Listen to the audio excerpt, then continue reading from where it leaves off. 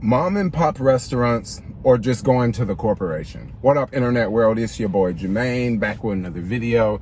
So I thought I would make a video talking about mom and pop restaurants versus corporations, because I've noticed with inflation, prices have went up on mom and pop shops and corporations. However, when I go to some mom and pop restaurants around the city, I notice that the prices are like much more expensive than if I would just go to corporation, right? Now, it wasn't always this way. I remember back in the day, like if you wanted like the cheapest food, you would go to the Mission District and you would go get a burrito, and it would be way cheaper than going to Chipotle. All right. Now today that still is the case. If I go to Chipotle, I usually get like a bowl, and a bowl costs about $13. Now, the reason why I still would go to Chipotle and get a bowl, because if you go to Chipotle and if you get a bowl, and especially if you're vegan, you can just get all the beans, you can get all the rice, you can get all the toppings like over and over and over. So when I go there, I make sure I get like the biggest bowl ever. I make sure I fill that bad boy up full of beans, yo. Make sure I'm be farting all day, yo. Because it's the same price. It's like $13, right? I usually don't get a burrito if I go to Chipotle. If I get a burrito, I usually go to like a typical like mom and pop Mexican shop, because I know that is gonna make the burrito just one size, versus if I go to Chipotle, I can get way more beans, way more rice. And then also Chipotle got that whole mobile app thing where like you can get the points, and like you come every once in a while, you get points, you get like a free meal, a free soda, a free bag of chips. You know what I'm saying? So they lure you in. But once again, a bowl at Chipotle is like $13, but then I can go to like a couple of different Mexican shops in the Castro and in the Mission District, and I can get a burrito for like $8, right? So that's one thing that's still cheaper. Some foods I notice are like just way more expensive, okay? Now, things like Thai food, like I love Thai food, like I like Thai food often, and there's so many times where I'm out, and I'm just out like partying, or maybe I've had a couple drinks or something, and I say, okay, I need to go eat. It's time to eat. What do I want? Okay. So nearby, it might be falafels. Nearby, it might be a local burrito shop, you know, $8. Falafel's gonna be like 20. All right, falafel wrap, french fries, right, it's gonna be like 20. But a lot of times I want Thai food, yo. And I know there's one spot, it's not my favorite Thai restaurant. My favorite Thai is like in Hayes Valley, that area. But this other one I go to, I think that they have like my favorite like Thai dish, right? Just how they do it, how they do the rice, how they do the pineapples, right? It is fire, but it's also like $25, okay? So whenever I go there, I'm always thinking like, okay, I could go here and spend $25, right? And I know it's gonna be fire, y'all. It's gonna be good, right? Especially if I get the Thai iced tea, that's like, it'll be like a little bit more than $25, like 30 or something, right? So I'm thinking I could go there, or I could go to Panda Express, right? Because Panda Express, for a limited time, they are serving the Beyond Orange Chicken. So with Panda Express, I would go over, get the orange chicken, right? And usually if I go to Panda Express, like I don't necessarily get a drink. I just get like, you know, 2 double sides of the orange chicken with the chow mein, because the chow mein is vegan. So I would always get the chow mein. Love the chow mein. They make real good chow mein. And from there, it's like I can go to Panda, and Panda's gonna be what, $16, right? $16 is way cheaper than $25. My bad, I'm like filming this video and it's like hella people like walking around. What's up, y'all? They're like this dude in here sitting here talking to himself in the car. But anyway, Panda Express, right? So I go to Panda Express. Panda Express gonna be like $15, $16. But the thing about Panda Express is, once again, they got an app, right? I can order the food before I get there. And then right when I get there, the food, I can just basically pick the food up and like walk out. And it's cheaper. I think it's like $15 or $16, and it's cheaper, right? Now, I know a lot of people are saying, well, you shouldn't go to corporations, like you should always go to the mom and pop shop, and you should always do. And for the most part, when it comes to food, I usually always go to mom and pop shops. Pretty much the only corporations that I eat at that's like fast food is like mainly Chipotle and Starbucks, right? Because I'm vegan, so there's not a lot of vegan options out there. So it's a lot of corporations like I would never go to. So it's always like a mom and pop shop. But then there's also that thought like, yo, like this is like way cheaper, or it's way cheaper and way more convenient, right? Because sometimes, you know, you go to like, especially like you go to a little like Chinese spot, you gotta wait like at least like 10 minutes, 15 minutes. But usually you go to a Chinese spot, you can call on the phone, right? But on the flip side, I will say I do know a couple Chinese restaurants that they actually haven't raised their prices. Pretty much the only restaurants I know that haven't really jacked their prices, or maybe they raised their prices maybe like 10%, 20%. They didn't raise their prices like, you know, 50%, like some restaurants I know, I'm not gonna name. But a lot of these like Chinese restaurants are like small, local. They're the type of places maybe they don't advertise on Google, you know what I'm saying? So they definitely like, they have cheaper prices. Like I know like two off the top of my head. Like one I've talked about a lot. I think they have raised their prices, but not that much. It's called a Peking Wok. It's in Bayview. Man, that's a really, really, really fire local business. And they got hella vegan options too. So I like that one. And then I guess also Costco, I guess they haven't raised their prices. You know, I guess some hot dogs still $1.50, but I wouldn't be eating, you know, Costco because I don't do hot dogs, you know. Costco don't have no vegan options. But anyway, I guess IKEA has some really good vegan options. IKEA is really, really cheap food to eat in the city, which is, there's IKEA right downtown. So if you're like in the area, they got a food court next to the IKEA. So they got like an actual food court with a bunch of different restaurants, 2 different levels. I think it's like maybe 30 or 40 restaurants in there. No, not 40, maybe 20 or 30 restaurants. And then you also have, you have the IKEA, which is the IKEA's restaurant, but that place is like kind of small and it's basically IKEA food, you know, a little Swedish food, you know what I'm saying? You know what I'm saying? But it's the meatballs, the ice cream, you know, they definitely got some vegan options. So I kind of like that too. And that's like super cheap. Like the IKEA food is so cheap, but that's probably going to be like the cheapest meal you can find in the whole Bay Area, because a lot of these restaurants now, after the, you know, inflation and after the work from home culture started and like there's not as much foot traffic, a lot of places just have to raise prices. You know, there's one place I used to go to on Drum Street, a falafel shop. Man, I just remember what it was like before the pandemic. Like at lunchtime, I like didn't go at lunchtime. Like I did not go at lunchtime. If I was gonna eat at that spot, I would go at like 9:30 in the morning.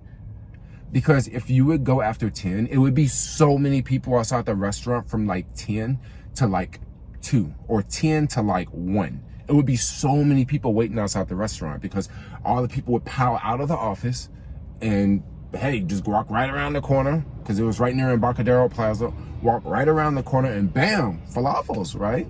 Man, that place was busy all the time. And now I get why they raised the prices. They basically had to raise the prices because ain't no foot traffic no more. I can go down there any time of day now, and usually I don't have to wait. Man, at lunchtime, it was always slammed. It was always busy. It was always conferences around. It was always people in the city, and now, like, it's not like that. And they raise prices. So, I get it. I get why they, you know, had to raise prices. But then at the same time, when I'm thinking about spending money, I'm thinking about I can spend $20 for lunch, or I can go to Trader Joe's and I can spend like $8. I can go get a little wrap, I can get a little some little chocolate bars, I can get a little bag of chips, I can get me, you know, an orange, I can get a banana. You know, it's literally making me think different about spending money. But it's not just me. I look around, it's everybody. It's not just me. Like, you know, a lot of folks make it seem like, oh, I'm big balling, I'm shot calling, I just got plenty of money. Yeah, I'm telling y'all, this inflation hitting everybody, y'all, for real. Only thing this inflation is not hitting, the only thing I can think of that inflation is not hitting is San Francisco real estate prices in the financial district. Because some of these buildings going for like 95% off, right? Now that's a crazy Black Friday deal. Just imagine if you go to Best Buy on Black Friday and you can get 95% off. That would be insane, right? That would just be like nuts. But that's San Francisco right now. That is the freaking real estate prices here. Them joints that low that, man, you can get 95% off. crazy, right? Just recently, this was like maybe 2 or 3 months ago, I actually ventured off and did something that I don't normally do. So once again, I like my Chipotle and I like Starbucks, but those are like two corporations that I go to in the city, but I don't really go to any other corporations. I might go to Mr. Charlie's, which some people say Mr. Charlie's is a small business, but then some people say it's a franchise. So like, I don't know what to call it there, but like Mr. Charlie's is really good. I haven't went there in a couple of weeks, but also there is Applebee's, right? So we went to Applebee's like a couple months ago, and like I say, Applebee's is a place I don't usually go to. There's not any Applebee's in San Francisco. I was hanging out with a friend and they were like, yo, you want to go to Applebee's in like, in Alameda? And I was thinking, yeah, why not? Do they have anything on the menu that's vegan? And come to find out, they actually had a vegan burger, like an Impossible burger, and they also had French fries, right? So I ended up getting an Impossible burger with French fries. And let me tell y'all something. For someone who don't really go to corporations, a standard, typical American restaurant, it was a really, really good experience. Like, it was really awesome. It was a lot of fun. Like, the food was really good. It was also cheaper. I think the burger and the fries together was like $17 or something like that. But then you also got to think, like, with the whole California like fast food law, they had to pay fast food workers $20 an hour. However, not restaurant workers. How crazy is that, huh? How insane is that? Now, this is also something that could be adding to the prices of, fast food, and also mom and pop corporation, the price of food increasing, because in California of the $20 hour minimum wage, which is really expensive, okay? Bottom line, it's really expensive. Now, I think the bad side of the $20 hour minimum wage is we are going to see more automation in the next couple years move into the fast food space. And when I mean more automation, I'm talking about a lot more automation. Two companies that I'm very curious to see is Chipotle and Starbucks. Now, it's kind of interesting I say that because these are two places I go to, but Chipotle, I feel that they're gonna make some sort of machine that can basically make a burrito and make a bowl. I feel that they're gonna have a line where they can do that pretty soon. Now, they won't have 0 employees. There'll still be employees there, but they'll just have less employees. And then, the whole walking into the restaurant and ordering your food, waiting in line, I think that'll be a thing of the past, because they'll just use the app, right? As you approach the restaurant, you place your order and then you walk in and you just pick your order up, right? I also feel that Starbucks is doing the same thing. Of course, McDonald's is doing the same thing, probably. I'm sure that they are, but it's not a place I really go to here. So that's why I didn't include McDonald's. But Starbucks, I'm pretty sure that Starbucks is working on some sort of machine that can pour drinks, that can eliminate about half of the workers. Not all of the workers, but more workers, less jobs, right? And also with Starbucks is one of those corporations, they've already got people hooked on their app. So if I go to Starbucks, I never wait in line, yo. I never do. I always order my order before I get to the restaurant, and then I walk in, just go pick up my order and then walk out, right? Starbucks got that on lock. And I think in the future, you're gonna see more and more restaurants use this model. Now, this won't just be corporations. Mom and pop shops will take advantage of this as well, because these companies that sell these robot machines, they're going to be selling these robot machines to whoever wants to buy them, okay? Now, for a place like Chipotle, maybe they have a bigger budget to spend more money on stuff like that. But it really just depends on what type of machines that are made. Maybe they just make a machine that just helps you do one particular thing in the kitchen, or maybe there's another machine that help you do this other thing in the kitchen, right? So like maybe, if you're a small business, maybe you get this machine to help you do that, and you get this other machine, and then instead of having 3 employees, maybe you just have 1 employee and yourself, or maybe you just have 2 employees. You just have 1 less employee, 1 less person to pay every day. And maybe that robot is way cheaper than the employee. Maybe the employee costs $300 a day. Maybe that robot costs about $120 a day. Well, that's cheaper than the person, right? Also with small businesses, with mom and pop shops, with the whole mobile app, Well, they can already sort of do that through Postmates and DoorDash already. And from what I hear is if you order pickup through the DoorDash and Uber Eats app, I heard that it don't charge the restaurant. I don't know if that's true, but like if you order through the app, it charges the restaurant. So that's just something to think about. So that does help out the restaurants more, you know, because that way they could take advantage of this whole seamless order process. Like I'm walking up to my favorite mom and pop shop, and I already placed my order, and you know, I got 15 minutes before I get there, and I show up and it's already ready. They're giving me my food. That's like the new, more modern way of shopping. I think fast food and food in general, it'll be more like the app model and less of the cashier. You know, cashier is so old school. You know, it's so old, having someone stand there and take the orders versus have someone to just hand out the orders, right? Yeah, why do you need both people? But anyway, food, inflation. So with the whole $20 an hour minimum wage, I think we're gonna see a lot more changes, because that's only been in effect not even 6 months. I think it was April 1st that they put that into effect. So it's only been a few months. And so many places have closed in California just because of that. Just because of the $20 an hour minimum wage. And it just makes me wonder, if you close your restaurant because you got to pay $20 an hour minimum wage, my only question is, how much was you paying your workers before? Were you paying them 18? Were you paying them 16? Were you paying them 12?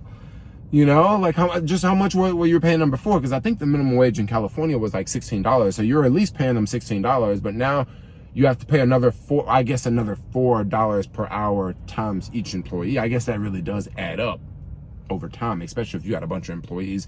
And restaurants don't have the best profit margins. So yeah, I can kind of see how that could, you know, suck. Yeah, that could be really bad. Yeah. But anyway, mom and pop shops versus restaurants. You gotta love them both, yo, because when it comes to food, mom and pop shops actually got it. Yeah, I like Chipotle. It's nice. It tastes good.